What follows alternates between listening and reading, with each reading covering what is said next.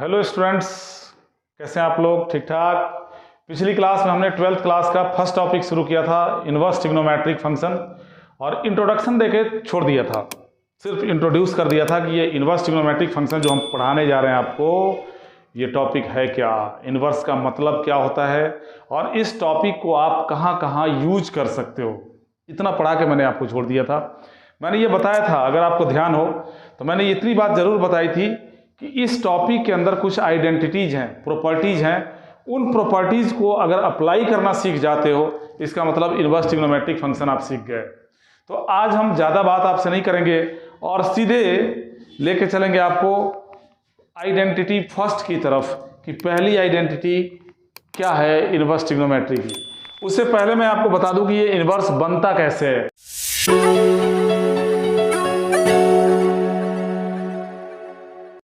आपको ये पता होना चाहिए, अगर फंक्शन आपने 11th क्लास में पढ़ा है तो आपके टीचर्स ने बताया होगा आपके टीचर ने कि f of f inverse x अगर लिखा हो तो ये भी x होता है, और f इनवर्स fx लिखा हो ये भी x होता है। इसका मतलब क्या हुआ? देखो, अगर पहला पॉइंट तो ये ध्यान रखो कि अगर साइन x का वैल्यू y है, sine x is equal to y है और x तुम्हें निकालना है, तो पिछली क्लास में बताया था, जो इंट्रोडक्शन की क्लास थी, साइन जब यहां से हटेगा तो दूसरी तरफ जाके साइन इनवर्स बन जाएगा, साइन इनवर्स y। और ऐसा सिर्फ साइन के साथ नहीं होता, 6 ट्रिग्नोमेट्रिक रेशियोज होते हैं, साइन, कॉस, टेन, कॉट, सेक और कॉसेक, सबके साथ ये होता है। कॉस एक्स अगर y होता तो x क्या हो जाता? Cos inverse y। Ten x अगर y होता तो x क्या हो जाता? Tan inverse y। सिमिलरली ये सिर्फ ट्रिग्नोमेट्रिक फंक्शन में नहीं, इनवर्स में भी होता है कि अगर sine inverse x is equal to y है और यहां से आपको x की वैल्यू निकालनी है, साइन इनवर्स x अगर y है तो x का वैल्यू हो जाएगा साइन इनवर्स y। अब देखो, जो फर्स्ट आइडेंटिटी है, सबसे पहले हम पहली आइडेंटिटी आपको आइडेंटिटी फर्स्ट बताते हैं।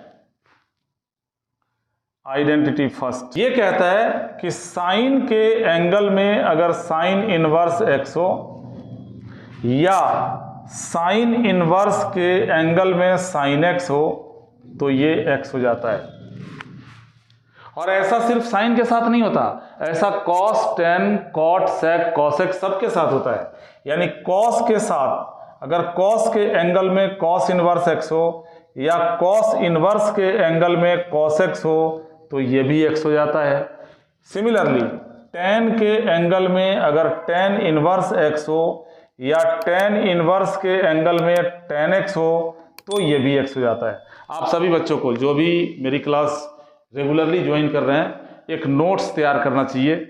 जो भी टॉपिक मैं पढ़ाता हूँ, जो यहाँ बोर्ड पे बताता हूँ, वो एक अच्छी कॉपी में जिसका गत्ता मोटा हो, उसमें अच्छी राइटिंग में अलग अलग कलर यूज करके जरूर नोट करो। मैं ये गारंटी दूंगा, अभी भी दे रहा हूँ, कि जितने भी टॉपिक्स मैं पढ़ाऊंगा, आपके बोर्ड एग्जाम में जो क्वेश्चंस आएंगे, सारे के सारे क्वेश्चंस आपके नोट्स के अंदर से होंगे, एक भी क्वेश्चन उसके बाहर से नहीं हो सकता, ये गारंटी है।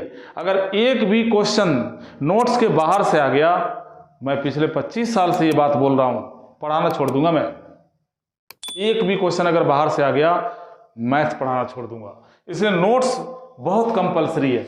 अब बच्चे ये पूछते हैं कि सर ऐसा कैसे हो जाता है कि साइन, साइन इनवर्स, साइन, ये एक्स कैसे हो जाता है?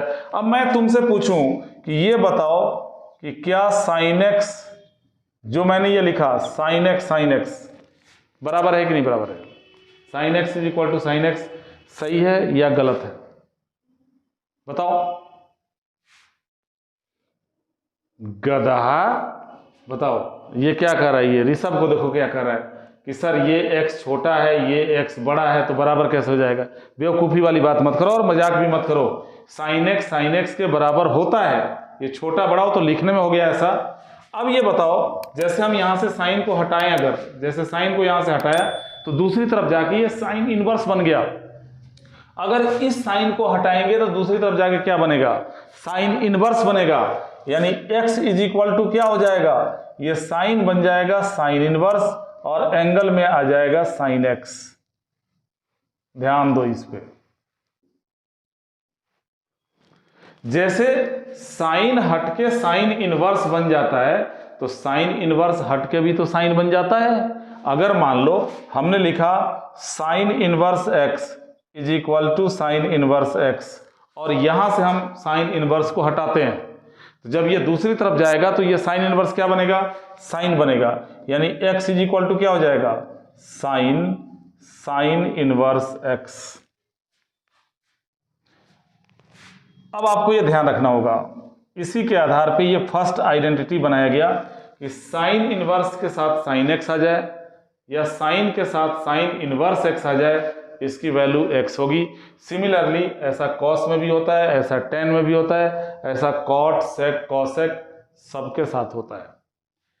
अब इन आइडेंटिटीज को यूज कैसे करेंगे, देखो इनवर्स का कितना भी बड़ा क्वेश्चन हो, चाहे वो 1 नंबर का हो, 2 नंबर का हो, 3 का हो या 5 का हो, या केस स्टडी बेस्ड क्वेश्चन हो, इनवर्स टॉपिक वैसे हमारे सीबीएसई बोर्ड एग्जाम में 2 ही नंबर का आता है, लेकिन आप इसको इग्नोर नहीं कर सकते क्योंकि ये टॉपिक कैलकुलस में भी यूज होता है, और 12th क्लास में 50% तो कैलकुलस है। अगर 20 मार्क्स स्कूल से मिलता है तो 80 मार्क्स का आप पेपर देते हो, उस 80 मार्क्स में 36 मार्क्स का कैलकुलस है, और डिफरेंशिएशन करो या इंटीग्रेशन करो, बगैर इनवर्स ट्रिग्नोमेट्री के तो आप आगे बढ़ ही नहीं सकते। इनवर्स ट्रिग्नोमेट्री उन 5 फंक्शन में से एक है जिन 5 फंक्शंस को हमें 12th क्लास में पढ़ना है। अब इन टॉपिक्स, इन आइडेंटिटीज को हम यूज कैसे करेंगे, मैंने अभी बताया कि इनवर्स ट्रिग्नोमेट्रिक फंक्शन वो स्टूडेंट बहुत ही अच्छी तरीके से कर सकता है जो इनवर्स को मारना सीख ले, और यहाँ पे जो हम टॉपिक पढ़ा रहे हैं इसमें सिर्फ आप इनवर्स को गायब करना सीखोगे कि इनवर्स गायब कैसे होता है।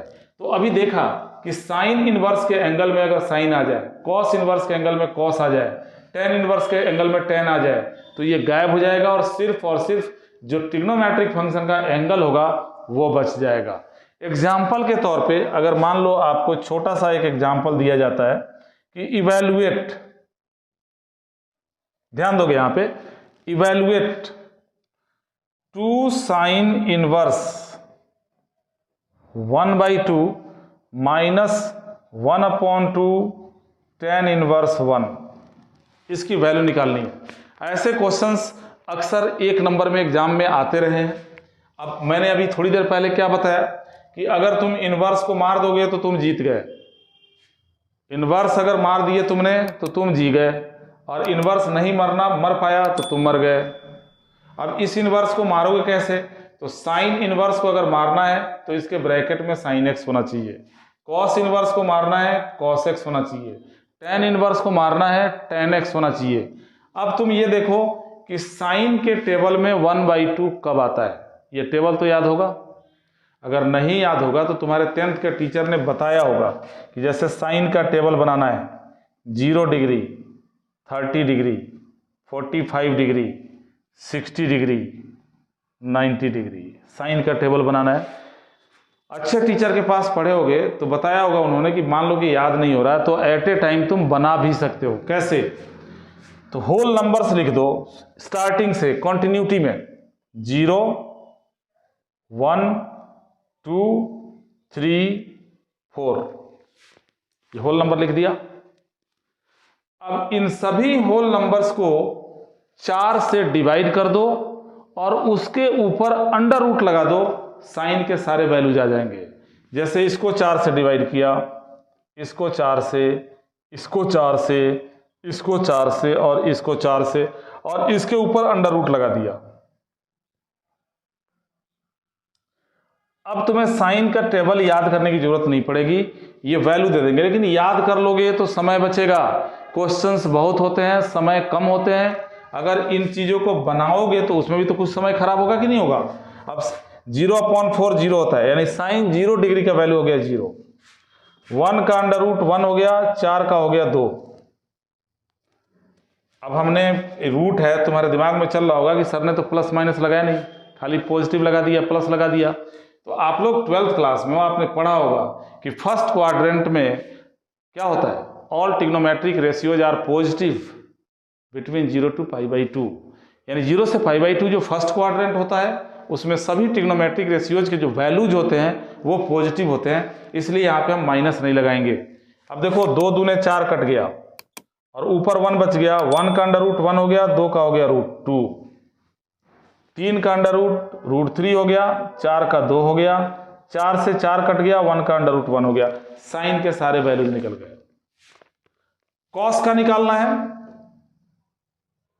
तो इधर से लिखना शुरू करो, जो 90 है वो 0, पहले 1 लिख दो, फिर रूट 3/2 लिख दो, फिर 1/√2 लिख दो, फिर 1/2 लिख दो और फिर ये 0 लिख दो।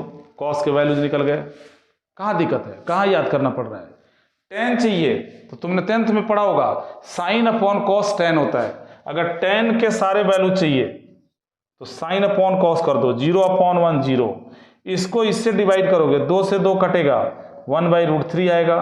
इसको इससे डिवाइड करोगे, सेम क्वांटिटी है, 1 आएगा। और अगर इसको इससे डिवाइड करोगे √3 आएगा। और अगर 1 को 0 से डिवाइड करोगे तो इन्फिनिटी आएगा। इस 3 से तुम्हारा काम चल जाएगा। कॉट के वैल्यू चाहिए, tan के सभी वैल्यूज का रेसिप्रोकल कर दो। 0 का रेसिप्रोकल क्या होता है? इन्फिनिटी। 1/√3 का रेसिप्रोकल √3, 1 का 1, √3 का 1/√3 और इन्फिनिटी का 0। तो अगर कॉट के वैल्यू चाहिए तो इनको उलट लो, रेसिप्रोकल कर दो, उल्टा कर दो। सेक का वैल्यू चाहिए, इन वैल्यूज का उल्टा कर दो, क्योंकि कॉस का उल्टा सेक होता है। कॉसेक का वैल्यू चाहिए तो साइन के वैल्यूज का उल्टा कर लो। ये तुमने 10th में पढ़ा होगा। ये बनाने का तरीका जो मैंने बताया ये तुमने 10th क्लास में किया होगा। फिर भी एक बार दोबारा देख लेना कैसे बनता है, और जिसको नहीं पता है उसके लिए तो भाई बहुत बढ़िया चीज मिल गया। अब यहां पे आ जाओ।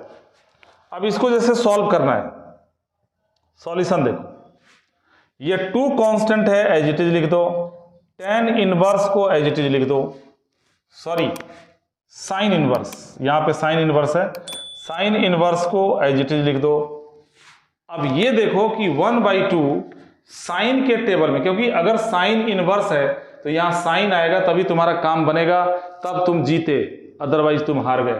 तो यहां पे 1/2 साइन के टेबल में देखो, ये साइन का टेबल है, 1/2 π/6 में यानी 30 डिग्री में आ रहा है। तो 1/2 की जगह पे क्या लिखोगे? साइन π/6। ध्यान रखना कई बच्चे ठीक ठाक नहीं लिख पाते हैं, 1/2 की जगह पे π/6 लिख देते हैं। ये कैसे पॉसिबल है? 1/2 और π/6 ये बराबर थोड़े ना होगा। अरे पाई का वैल्यू होता है 3.14 और उसको जब 6 से डिवाइड करोगे तो 0.52 समथिंग के आसपास, 0.523 इसके आसपास आएगा। और 1/2 होता है सिर्फ 0.5, तो ये दोनों बराबर कैसे हो जाएगा? बिल्कुल नहीं होगा। ये 1/2 π/6 का वैल्यू नहीं है, ये 1/2 साइन π/6 का वैल्यू है। आपके लिखने का तरीका भी ठीक होना चाहिए, तभी आप आगे कर पाओगे। ये हो गया माइनस का 1/2, ये tan इनवर्स। अब तुम सोचो कि 1 के जगह पे हम क्या लिखे? y ढूंढो कि 1 जो है वो tan के टेबल में कब आता है? tan के टेबल में 1 π/4 पे आता है, यानी tan π/4 की वैल्यू 1 होती है, यानी 1 के जगह पे आप क्या लिखोगे? tan π/4। हो गया, काम हो गया। यही पे थोड़ी सी दिक्कत होती है, आगे कोई प्रॉब्लम नहीं हो सकती। अब साइन इनवर्स से साइन कट जाएगा और ये होगा 2 × π/6। tan इनवर्स से tan कट जाएगा और ये होगा π/4। अब देखो 2 से काट दोगे तो π/3 हो गया और ये π/8 हो गया। एलसीएम लेके सॉल्व कर दो। 3 और 8 का एलसीएम हो गया 24, 24।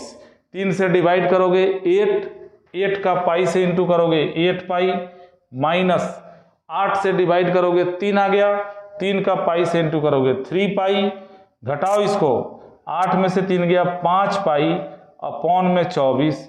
ये तुम्हारा आंसर हो गया। तो मेरे बच्चों, ये जो फर्स्ट आइडेंटिटी मैंने लिखा, मैंने सिर्फ साइन कॉस tan लिखा। जब तुम नोट्स बनाओगे तो उसमें cot sec cosec as it is note कर लोगे और उनका यूज इस तरीके से होता है। आ गया समझ में? अब आगे हम तुम्हें बताते हैं आइडेंटिटी नंबर 2।